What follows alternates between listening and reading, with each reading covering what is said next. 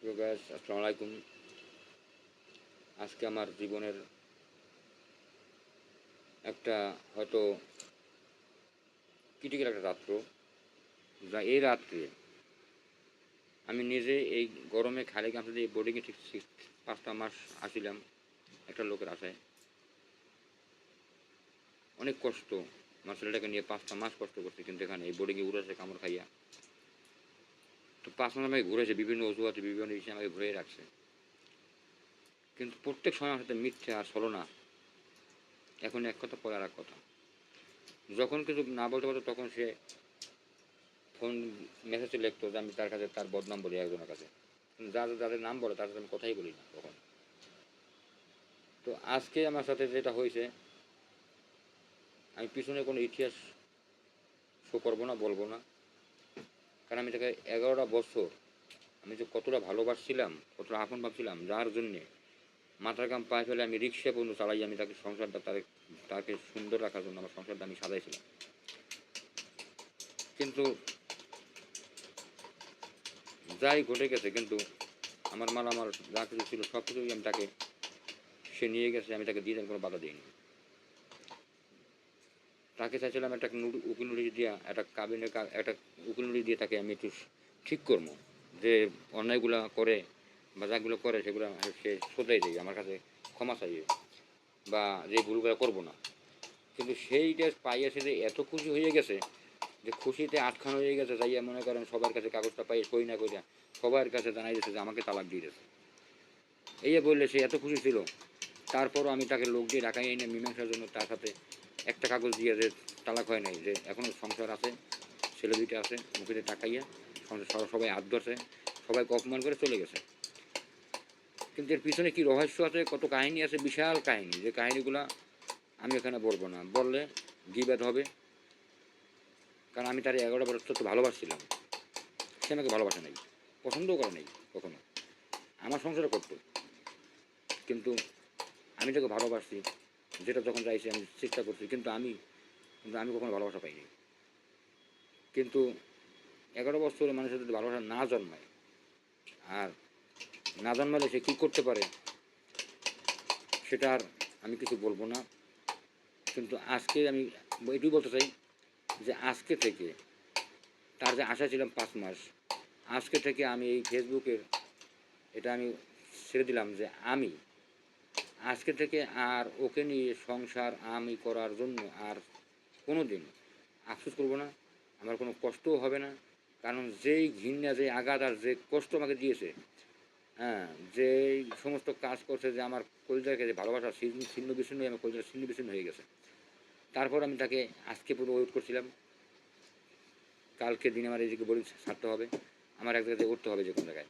কিন্তু তারপর থেকে আর তার ফোন রিসিভ করবো না। আমার ছেলেকে তার কাছে আসে, আমি সেটারও খোঁজ হয়তো ফোন দেবো না, কারণ আমি আর ফোন দিয়ে ওর ফোনে আমি ফোন ঢুকাতে চাই না।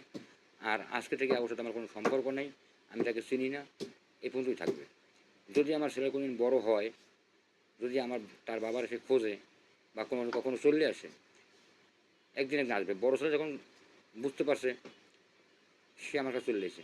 আবার ছোটো ছেলের বয়স 4 বছর, যখন সেও বুঝতে পারবে যে আমার মা কী ধরনের আর আমার বাবা কী ছিল, আমি বাবার খোঁজ করে দেখি, তখন মানুষের কাছে শুনে আমার ছেলে ওটাও আমার কাছে চলে আসবে, বাঁচে থাকে।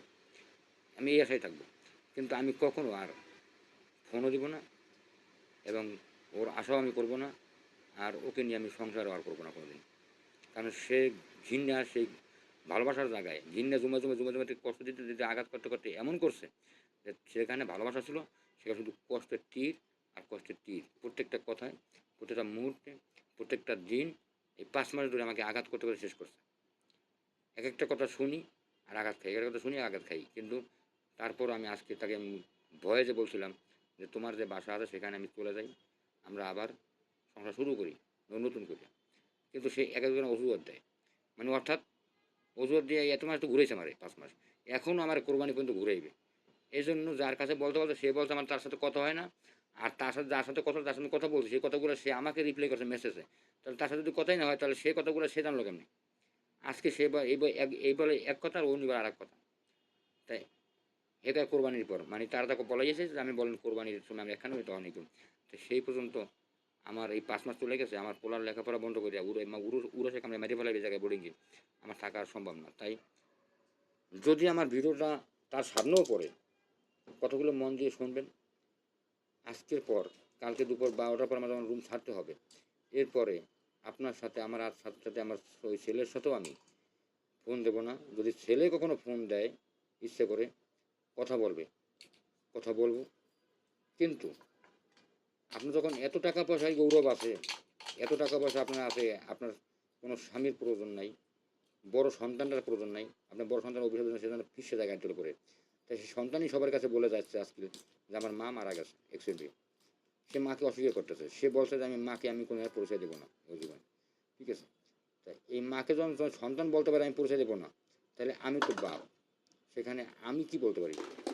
তাহলে আমার আর কোনো উপায় নেই, আর কোনো উপায় কালকে পর থেকে আর থাকবো না, কারণ আমি যেখানে স্থান নেবো সেখান থেকে আর কোনো দিন বেরিয়ে আসা সম্ভব না। আর কোনো দিন যদি আমি যে কষ্টগুলো পাইছি সেই কষ্টগুলো যদি ও কোনো দিন পায়, ও হয়তো আমার ওই কষ্টতে খুশি হয়েছে, আরাম মানে খুশিতে আছে, কিন্তু আমি যদি শুনি আমি খুশি থাকবো না, কিন্তু ঘৃণা করবো।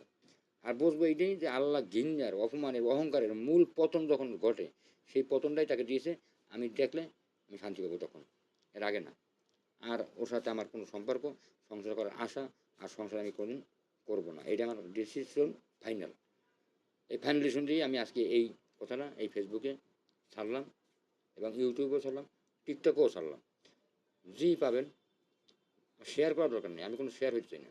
আমার জীবনের অনেক কষ্ট, অনেক যন্ত্রণা আমার ছোটোবেলা থেকে, কিন্তু আমি যদি এটা বলি, বলতে 2 দিন 3 দিন 5 দিনও এই কথাগুলো আমার কি শেষ হবে না। যদি আমার সাথে যা করছে, যা যতটা কষ্ট আমার আঘাত আমাকে দিছে, যতটা কলজের ভিতরে তীর মারছে প্রতিদিন প্রতি মুহূর্ত, কিন্তু সেগুলি মানুষের কাছে আমি বলবো না। কারণ আর আমার স্ত্রীর নামও আমি বলবো না, কারণ সে যাতে পরবর্তীতে কারোর সাথে বিয়ে বইয়া সুখী হইতে পারে, ভালো হইতে পারে, ভালো থাকতে পারে, সেই জন্য আমি তার কোনো কিছুই বলবো না।